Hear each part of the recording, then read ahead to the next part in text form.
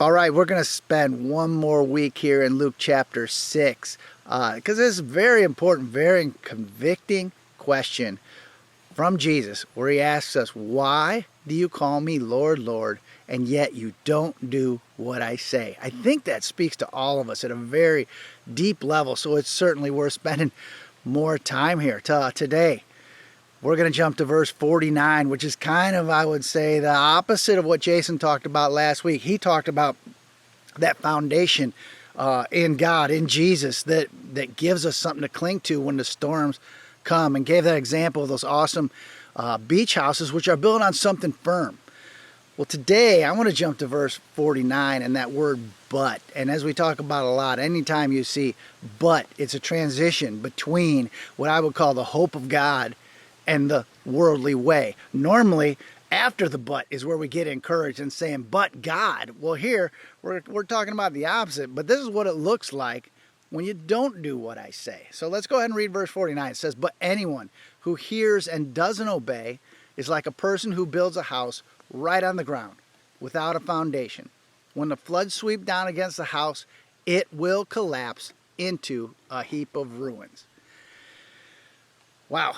Okay, there's a lot to unpack here, but I want to talk about that, building a house on the ground. I really got praying about this and thinking about that exact part of this verse. And what God brought to my mind is a house built on the ground. Well, what supports a house built on the ground? The house, right? That's it. So you might say the house is supporting itself. So extrapolating that into humanity and ourselves, that's very prevalent in our world today, isn't it?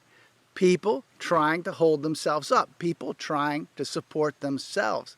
The problem with that is, as it says here, when the floods sweep against our house of cards, you might say, it collapses down in a heap of ruins because we can't save ourselves.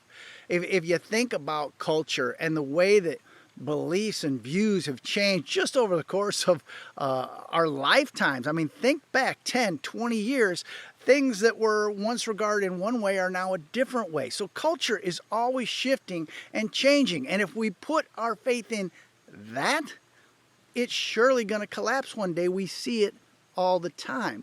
And that's going back to what Jason outlined. It's so important to put our faith in the thing that won't collapse. This Word of God has been written for thousands of years, but yet it pegs humanity better than any book or anything you could ever read. The human spirit does not change. We all have these same struggles. So this week, I want to basically close out chapter 6 here, asking that question of who or what are you building your foundation on?